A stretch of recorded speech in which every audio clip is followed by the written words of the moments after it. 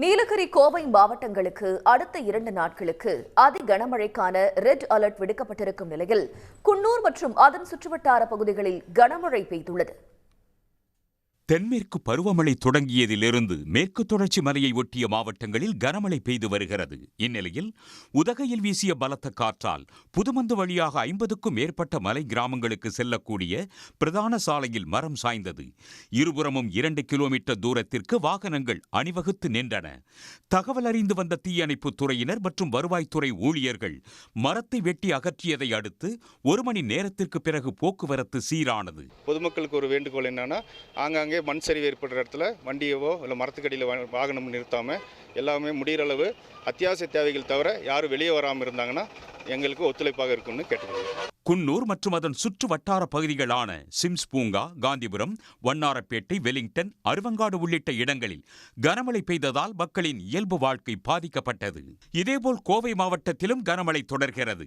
சிறுவாணி அணை நீர்மட்டம் ஒரே நாளில் 2.5 அடி அதிகரித்து 33 அடியாக உயர்ந்துள்ளதால் நொய்யலாற்றில் வெள்ளம் கரைபுரண்டு ஓடுகிறது. இதனால் வெள்ளலூர் சிங்காநல்லூர் தரைப்பாலம் நீரில் மூழ்கியது. கோவை குற்றால அருவியில் தொடரும் வெள்ளப்பெருக்கால் சுற்றுலா பயணிகள் நீராட விதிக்கப்பட்ட தடை தொடர்கிறது.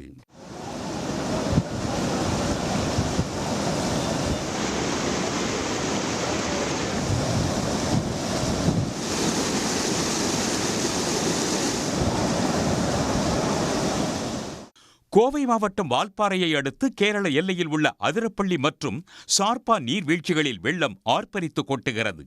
மேட்டுப்பாளையம் அருகே பில்லூர் அணை 97 அடியை எட்டியதை அடுத்து வினாடிக்கு 12,660 கன அடி உபரி நீர் பவானி ஆற்றில் திறக்கப்பட்டுள்ளதால் கரையோர மக்களுக்கு எச்சரிக்கை விடப்பட்டுள்ளது.